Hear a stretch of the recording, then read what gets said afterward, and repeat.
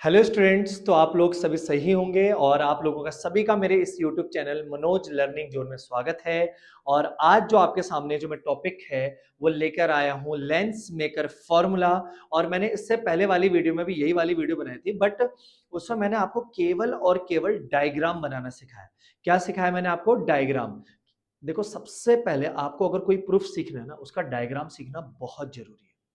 अगर आपका ये वाले डायग्राम, रे डायग्राम अगर आपके गलत हैं तो आपका प्रूफ कहीं ना कहीं गलत माना जाएगा, क्योंकि आप उसको कर ही नहीं सकते। पहली बात तो आपका मेन क्या होना चाहिए? डायग्राम। तो इससे पहले वाली वीडियो में मैंने आपको डायग्राम सिखाया है, कैसे बनता है सिंगल लाइन सिंगल राइट रे, कैसे जाती है, कैसे आती है, या बैंड किस तरफ हो रही है, मैंने आपको प्रॉपर सिखाया है। तो जो भी बच्चा इस वीडियो को अब देखने वाला है वो इससे पहले वाली जो मेरी वीडियो है उसको जरूर जाकर देखें, तभी आपको इस प्रूफ को समझ में आएगा। तो ध्यान से देखो, लेंस मेकर फॉर्मूला। हम जानते हैं लेंस में कितने पृष्ठ होते हैं? दो। कितने पृष्ठ होते हैं? दो पृष्ठ होते हैं, दो सरफेस। एक ये हो गया, एक ये हो गया। और हमने पृष्ठ की वजह से अपवर्तन का सूत्र करा हुआ है, रिफ्लेक्शन फॉर्मूला। तो वी नो दैट, हम जानते हैं किसके लिए? गोलीय पृष्ठ के लिए, यानी कि जो आपका क्या होता है, स्पेरिकल सरफेस होता है। क्या होता है? n minus one upon R equal to n upon V minus one upon U. यही था आपका फॉर्मूला। ये क्या था कि जब आपकी लाइट कहां से कहां जा रही हो, रेरर से डेंसर में, यानी कि विरल माध्यम से सघन माध्यम में, तब आपका फॉर्मूला ये था। हम जानते हैं अच्छे से, जहां पर माध्यम हमने रेरर वाला क्या लिया था? वायु लिया था। ठीक है, ये फॉर्मूला हम जानते हैं। लेकिन ये फॉर्मूला जो था आपका सिंगल एक पृष्ठ के लिए था। यहां पर आपके पास कितने पृष्ठ हैं? यहां पर दो पृष्ठ है। कितने पृष्ठ हैं? यहां पर दो पृष्ठ है। तो ध्यान से देखो, जो पहला वाला पृष्ठ है इस पे कौन सी लाइट टकरा रही है? रेड वाली। कौन सी लाइट टकरा रही है? रेड वाली।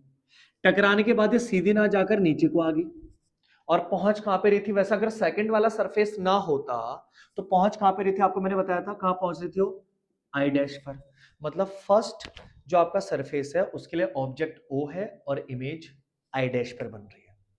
ठीक। सेकंड वाला जो सरफेस है, अब ध्यान से देखो, ये सेकंड सरफेस है, तो ये रेड वाली लाइट तो उस पर जा नहीं रही है, सेकंड वाले बिल्कुल नहीं जा रही। रेड वाली जा कौन सी रही है? ब्लू वाली। तो ब्लू वाली कहां पहुंचनी चाहिए थी उसको? वैसे आई डैश पर। लेकिन क्या सेकंड सरफेस ने पहुंचने दिया? बिल्कुल नहीं। तो जो ब्लू कलर की लाइट है वो सेकंड वाले सरफेस के लिए किसका काम करेगी? ऑब्जेक्ट का। ब्लू कलर की जो लाइट है, यानी कि जो आई डैश वाली, नाम क्या दे दिया मैंने इसको? I dash. तो जो आई डैश वाली लाइट है वो सेकंड वाले के लिए किसका काम करेगी? ऑब्जेक्ट का। क्यों? क्योंकि पहले वाले पर तो रेड कलर की लाइट गिरी थी प्रॉपर ऑब्जेक्ट से, वो रिफ्रेक्ट हो गई। अब जो रिफ्रेक्टेड रे है वो जा रही है सेकंड पृष्ठ पर। तो आई डैश सेकंड वाले के लिए किसका काम करेगी? ऑब्जेक्ट का। तो क्योंकि उसने उसको आगे जाने नहीं दिया, फिर भी मैंने इमेजिनरी लाइन खींच दी, यहां पर जानी चाहिए थी करके। तो जो ब्लू कलर की लाइन है इसके लिए ऑब्जेक्ट का काम करेगी। किसका काम? ऑब्जेक्ट का, जिसका इमेज कहां पर बन रहा है? आई पर। ठीक। चलो शुरू करते हैं। तो यहां पर मैं लिखूंगा पहले पृष्ठ के लिए। किसके लिए?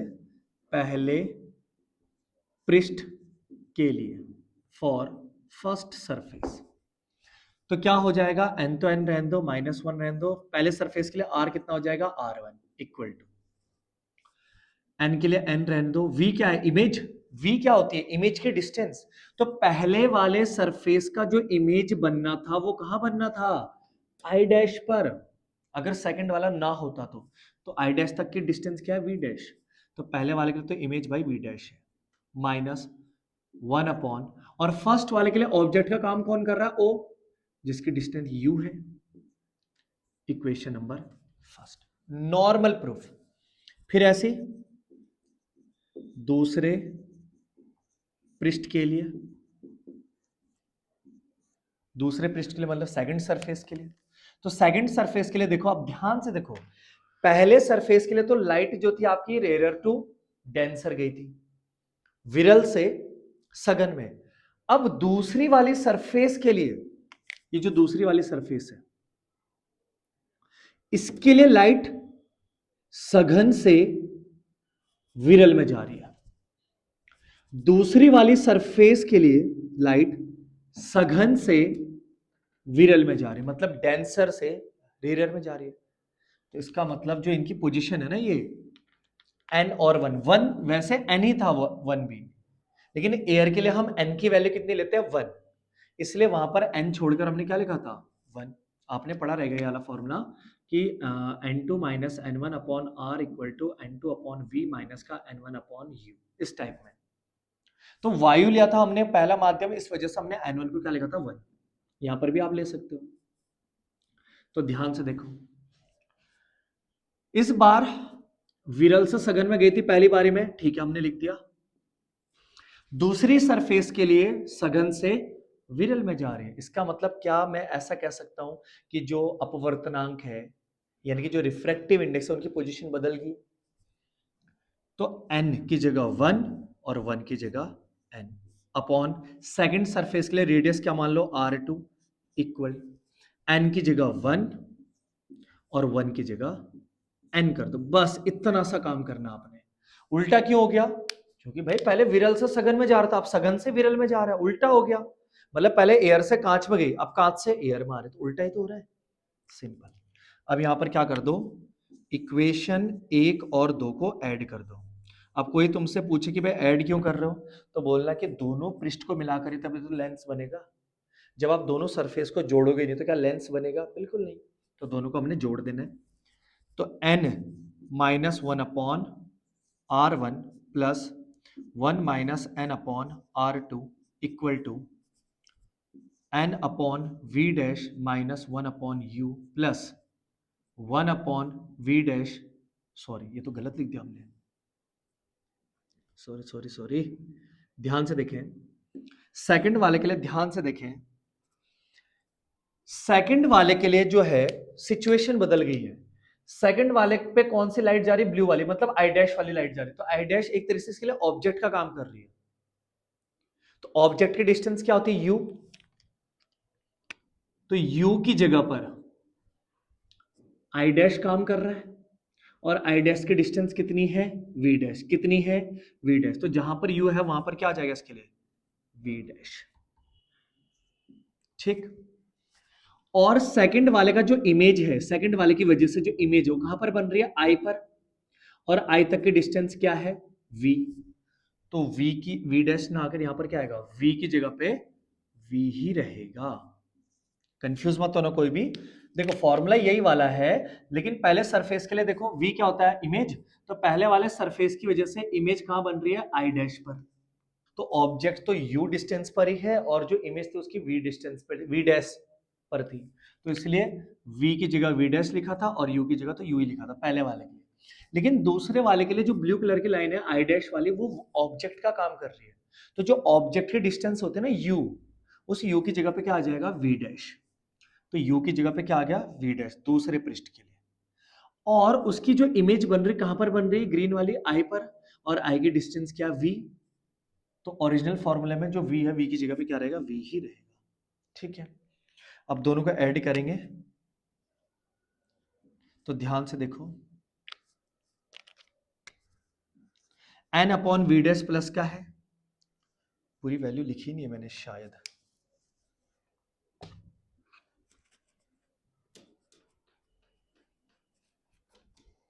देखो यहां पर क्या आ जाएगा?